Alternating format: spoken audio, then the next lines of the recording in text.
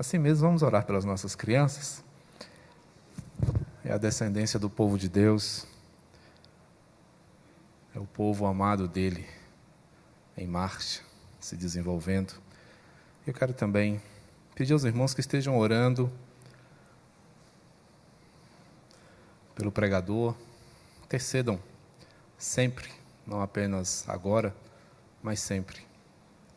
Peçam a Deus que tenha sempre misericórdia da nossa vida, da minha vida.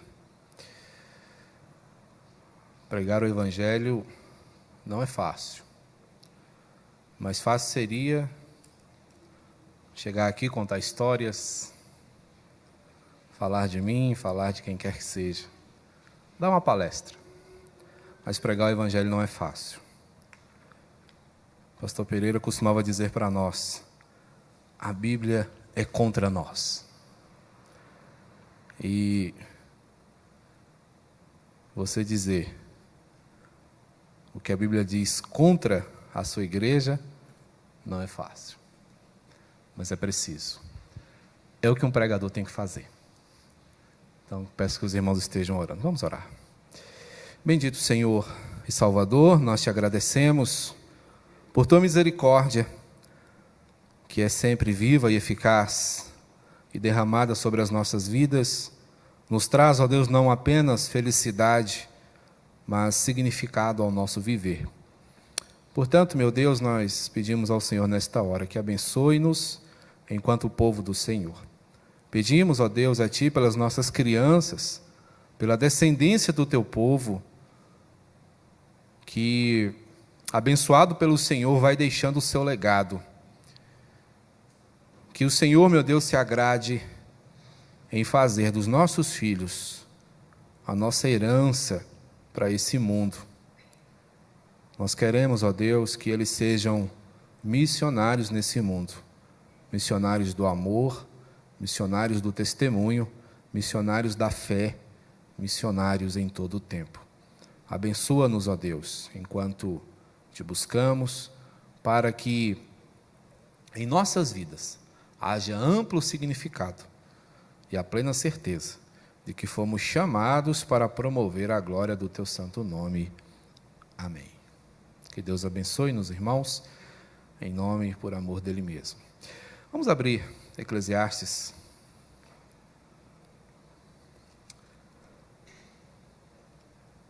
Finalzinho do capítulo 3. Versos 16 a 22.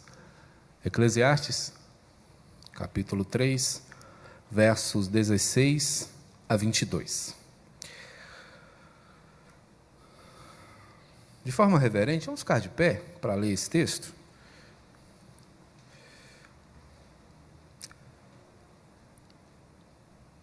E a reverência é à palavra e não ao pregador.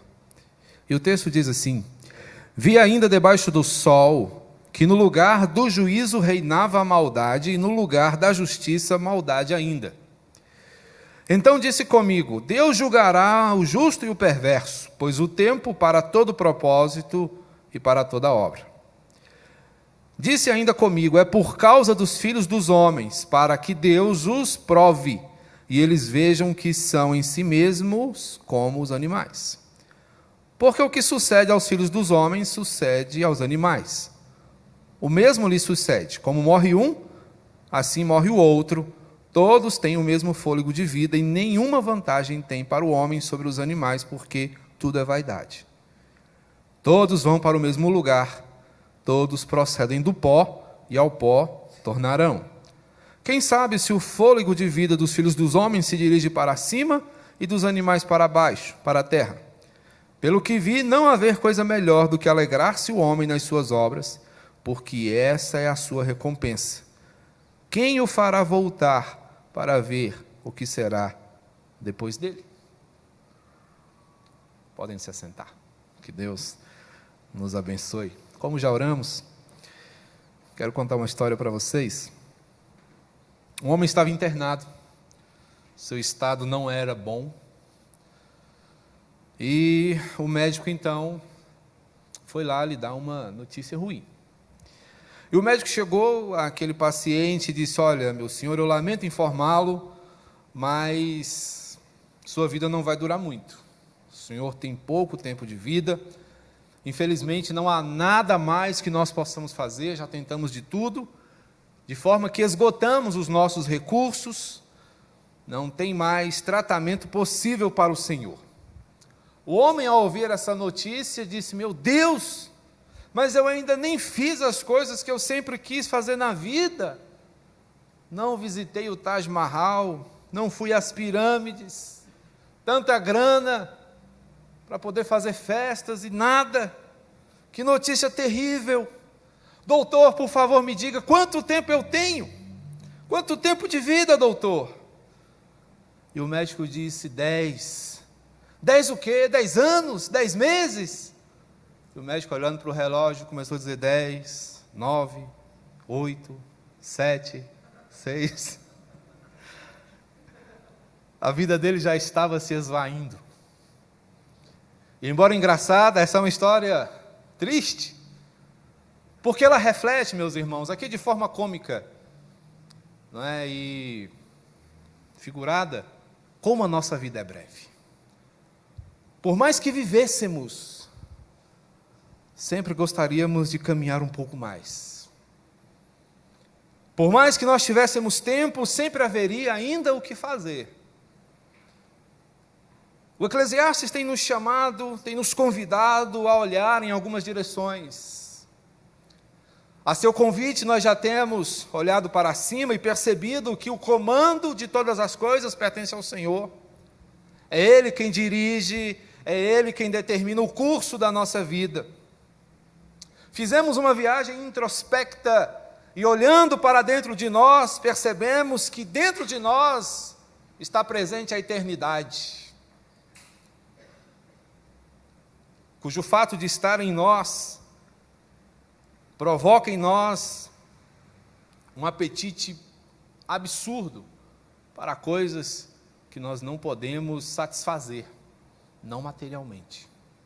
A presença dessa eternidade em nosso coração nos diz que nada que seja possível encontrar nessa terra nos satisfará plenamente. E hoje o seu convite é para que nós olhemos para frente, para enxergarmos a grande e terrível certeza que nos espera, mais dia menos dia, que é o encerramento da nossa vida, que é a morte. O Eclesiastes está indignado, o pregador está confuso, ele está intrigado com algumas coisas. E a coleção de frustrações que ele contempla debaixo do sol, sob a insolação dos dias materiais, ele percebe que há ainda muita maldade, maldade que se acumula sobre maldade, maldade que se junta cada vez mais, fazendo da vida uma grande dificuldade. No lugar do juízo reinava a maldade. Ele percebe que o mundo está virado, que o mundo está de cabeça para baixo. Ele percebe que as coisas certas estão no lugar errado e as coisas erradas ocupam o lugar das certas. O que o deixa intrigado. Ele faz aqui uma espécie de reflexão. Disse comigo: Deus deve resolver isso, não é possível. Deus julgará o justo e o perverso. A sua sabedoria o leva, portanto, a entender que no determinado momento, na hora certa, o Senhor vai resolver essas questões. O Senhor vai tratar essas coisas, porque não é possível que tudo caminhe desta forma. Se Deus está no comando, certamente Ele tem algo preparado, Ele tem uma resposta para essas coisas. Disse ainda comigo: é por causa dos filhos dos homens, para que Deus os prove e vejam que são em si mesmos como os animais. E aqui ele começa a perceber que, a despeito das peripécias, das aventuras e das muitas coisas que os homens fazem, todos eles terminam como termina toda alma vivente, todo ser que respira, na morte. O objetivo do pregador aqui não é igualar homens e animais. Ele sabe, ele tem no seu coração a certeza de que o homem recebe do Senhor um favor especial. Mas com relação ao sopro de vida, ele percebe, não há nenhuma diferença. Não há diferença entre o homem e o jumento, e o cachorro, e o papagaio, e o gavião, e a águia. Todos têm as suas peculiaridades, todos realizam as suas proezas, mas todos terminam um dia fechando os seus olhos. Todos acabam no mesmo lugar onde começaram, no pó da terra. De lá vieram e para lá vão tornar um dia. E essa reflexão, meus irmãos, estas lições fúnebres que nós temos hoje aqui, não é para deixar cada um de vocês em luto, não é para que vocês pensem, puxa vida, o pastor quer deixar cada um de nós cada vez mais arrasado domingo após domingo. Não, até porque o recado não é meu. Você não pode culpar o carteiro pelo boleto que ele lhe entrega. Da mesma forma, não é responsabilidade do mensageiro o teor da mensagem. Mas o objetivo, meus irmãos, é nos fazer olhar de uma maneira diferenciada para a vida. Porque se o texto diz que o que sucede aos filhos dos homens sucede aos animais, ele está aqui nos levando a pensar que a nossa caminhada tem prazo de validade. E esperamos que não sejam 10 segundos, como a figura da nossa história. Mas que o tempo de vida que nos resta, meus irmãos, seja bem vivido, seja bem aproveitado. Porque se temos que olhar para frente, é preciso que nós encaremos o inimigo, aqui a morte, corajosamente. A vida é o momento, meus irmãos, que nos é dado pelo Senhor para nos prepararmos para o dia em que nos encontrarmos com a morte. E é preciso que estejamos prontos, porque esse encontro vai acontecer. Esse encontro um dia vai se dar na nossa vida. Eu já disse aqui nessa série de sermões que existem 2 dias na nossa vida que são incompletos, não tem 24 horas. É o dia que você nasce e o dia em que você morre. São os dias incompletos. Nós já temos um, cada um de nós. Ainda temos um para cumprir. Mas encarar o inimigo corajosamente, olhando adiante, significa que você deve viver bem. Viva bem. Se a morte é uma certeza, viva bem. Verso 16 e 17 nos dizem assim: vi ainda debaixo do sol, que no lugar do juízo reinava a maldade, no lugar da maldade, no lugar da justiça, maldade ainda. E o 17, disse comigo, Deus julgará o justo e o perverso, pois há tempo para todo propósito e para toda a obra. Tudo o que tem que acontecer vai acontecer, tudo o que deve ser feito vai fazer. Irmãos, a queda nos deixou no meio de um monte de entulhos. E é no meio de toda essa bagunça que nós caminhamos. Não obstante haja beleza, haja suavidade, exista arte no mundo, o mundo está uma bagunça. Ele não chega nem perto do mundo que o Senhor criou inicialmente. Ele está desfigurado, de modo que nós caminhamos em meio a entulhos. E os entulhos deixados pela queda são as consequências, os resultados do nosso pecado. Caminhamos em meio a uma poeira contaminante, onde a injustiça e a parcialidade caminham juntas. Na verdade, aqui, no que nós vemos e temos visto em várias áreas, é que a despeito dos horrores, a despeito dos desmandos, a justiça tem um pé quebrado. Ela não age de acordo. Mas Salomão aqui chama-nos a atenção para um fato de que o juiz, o verdadeiro juiz, está atento. Ele está de olho e ele está agindo. Em meio a essa frustração que ele contempla debaixo do sol, consola o seu coração saber que Deus não dorme.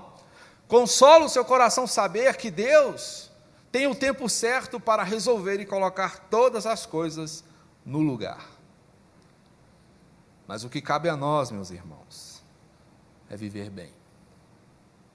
E viver bem não é apenas curtir, não é apenas se divertir. Viver bem é encontrar o propósito, é encontrar o sentido, a significação para o nosso existir. Portanto, viva apesar de você, apesar dos pecados, apesar das dificuldades, apesar das inclinações difíceis que nós possuímos, apesar das tentações nos acossarem todos os dias. Viva para a glória de Deus, apesar de você, apesar de mim, apesar de nós. Se a morte é uma certeza, viva bem, mas viva agora. Se a morte é uma certeza, o momento de viver, meus irmãos, é hoje. Verso 18, disse ainda comigo, é por causa dos filhos dos homens, para que Deus os prove e eles vejam que são em si mesmos como os animais. E o verso 19 diz, porque o que sucede aos filhos dos homens, sucede aos animais.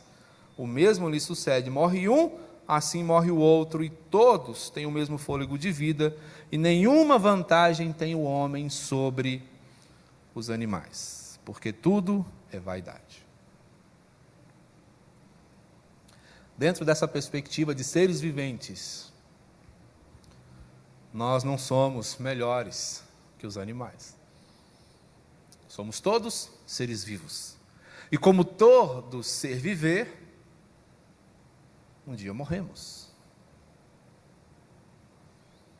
Como diria, não é, o sábio Chicó, da peça O Alto da Compadecida, tudo que é vivo um dia morre. E morre. Dentro dessa perspectiva não há nada de especial para nós em relação aos animais. O que há de especial para nós, meus irmãos, é no intervalo. É enquanto estamos vivos. Esse é o momento de vivermos, por isso agora se torna decisivo para nós. A morte é indesejável, mas ela também é inevitável. O fato de não a querermos perto de nós não altera a sua agenda. Ela vem, um dia ela vem, e a vida se esvai. A vida é como um bocado de água que você pega de um rio ou mesmo do mar. E você tenta segurar aquele pouquinho de água, mas ela volta para a imensidão. Ela escorre pelos seus dedos. É impossível segurá-la por muito tempo. Então toda a vida é esgotável. Somos, irmãos, como que poeira no vento. Se desfaz. E isso é para que nós entendamos que a vida não pode ser desperdiçada. Nem um momento, nem uma dor. Cada uma dessas situações, cada evento, cada desafio, cada lágrima, cada sorriso, cada encontro, cada despedida, tem que ser por nós muito bem aproveitado. É ruim a gente se despedir, mas eu não perco uma chance de me despedir. Pode ser a última oportunidade de um abraço, de um beijo, de um aperto de mão, de um olhar carinhoso. Respeito quem não gosta de despedidas, mas apenas penso, apenas acho que você perde uma grande oportunidade que pode ser a última que você tem. Apenas acho. Isso sou eu. Mas é importante que nós entendamos que somos como que poeira no vento. Caminhamos no meio dessa poeira, que se levanta do entulho das nossas vidas, que se levanta dos escombros em que o mundo se encontra, e pelo qual nós andamos. É o meio onde vivemos, onde crescemos e desenvolvemos os nossos projetos. Quando nascemos, dizem, veio a luz, quando na verdade chegamos às trevas. Saímos do ventre quentinho, mergulhados no amor de nossas mães, para estrear num mundo caído. Isso, meus irmãos, exige de nós disposição para vivermos da melhor maneira. Chegamos num mundo difícil, mas amparados por um Deus Criador. Logo, a vida é um desafio, mas quando bem vivida, e entenda uma vida bem vivida, organizada, conduzida e orientada pela graça de Deus, quando bem vivida, esta vida pode se tornar uma arte. Você quer um exemplo de vidas artísticas? Vamos lá. Estevão. A vida e a morte de Estevão é uma arte. Um homem que morre contemplando a eternidade. Enoque andou com Deus e de repente já não era, porque Deus o tomou para si. Moisés. Percebam que foram homens que abraçaram o desafio de caminhar segundo a vontade de Deus. Moisés brigou com pedra, enfrentou exércitos, rebeldias, teimou com Deus, mas no seu velório só o Senhor estava presente. Olha que honra. Vidas artísticas, vidas belíssimas. Então, se nossa vida precisa de orientação, irmãos, quem pode dar, senão o Criador da vida, senão o sustentador da vida? Cabe a nós, meus irmãos, a indignação, mas também a disposição à mudança. Não jogue a poeira para debaixo do tapete. Enfrente, encare as suas lutas. Não temos vantagem. Nosso tempo é pouco. Não faça besteira com o tempo que Deus te deu. Morra, mas morra de tanto viver. Viva como se não houvesse amanhã. Ame, trabalhe, lute pelas coisas certas, defenda valores, ao invés de coisas valiosas. É para isso que nós somos chamados a viver. E é isso que implica viver hoje, viver agora, já que a morte é uma certeza. E se a morte é uma certeza, e devemos viver bem, viver agora, é importante que também vivamos sempre. Verso 20. Todos vão para o mesmo lugar, todos procedem do pó e ao pó tornarão. Quem sabe se o fôlego de vida dos animais, dos filhos dos homens, se dirige para cima e o dos animais para baixo, para a terra? Pelo que vi, não haver coisa melhor do que alegrar-se o homem nas suas obras, porque esta é a sua recompensa. Quem o fará voltar para ver o que será depois dele? Interessante, né? A gente morre e a gente nem sabe se chorarão por nós ou não. Né? Passou. E com isso não diminuo a importância daqueles que nos deixaram, que estão nos deixando, que vão nos deixar no futuro, ou que talvez sejam deixados por nós, né? Mas estas lições fúnebres mostram-nos uma coisa: se a vida é desigual, a morte é igualitária. Vivemos uma vida diferente, cada um tem a sua. Mas há uma coisa que a morte faz por cada um de nós. Meu pai tinha uma maneira muito legal de conversar, ainda resquícios da sua cultura nordestina, que sempre que ele se referia a alguém que havia partido, tinha um adjetivo antes: finado. Finado fulano.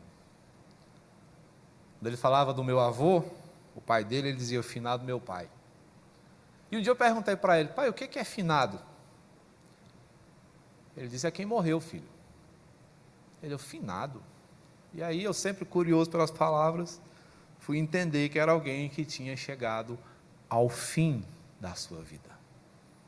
Finado, finalizado. A morte coloca todo mundo dentro dessa categoria. Finado. E se é assim, é importante que nós sejamos marcados pela vida. Sair da poeira para respirar o ar puro do Espírito Santo do Senhor. Porque se a vida passa, meus irmãos, nós podemos entender algo muito gracioso aqui que eu queria deixar para o seu coração, que é a certeza de que Deus está arrumando a nossa bagunça. Se o mundo está entulhado e mergulhado em escombros, é o Senhor quem reconstrói todas as coisas. Há uma promessa na sua palavra, que Ele fará novas todas as coisas, que Ele reconstruirá tudo, que haverão novos céus e nova terra, onde habitam justiça. A angústia do pregador vai acabar, porque ele não vai ver mais injustiça no lugar da justiça, ele não vai ver mais parcialidade no lugar da maldade, ele vai ver justiça andando livre, cumprindo o seu propósito. E quando nós percebemos que o Senhor está consertando as coisas, por mais que tudo pareça revirado, o Senhor tem o controle e Ele está organizando tudo, nós aprendemos. E o momento de aprender é agora, enquanto estamos vivos. Não espere a contagem regressiva das suas forças. Não espere que acabe-se os seus recursos. Não espere que se extingua a sua respiração. Viva, mesmo enquanto você morre um pouquinho a cada dia. Viva. Viva para o Senhor. Viva para nunca mais morrer. Porque quem nasce de novo, morre só uma vez. Mas quem não nasceu de novo, morre 2 vezes. Que seja, meus irmãos, a nossa realidade, essa primeira, de morrermos só uma vez, para vivermos para sempre na eternidade com Cristo Jesus. É Ele que tem dessa vida, é Ele que nos dá essa condição, é Ele que nos sustenta, invariavelmente. Você crê nisso, meu amado? Esse amém não é de quem crê. Você crê nisso? Vivam, queridos, para a glória de Deus, para honrar o nome do Senhor.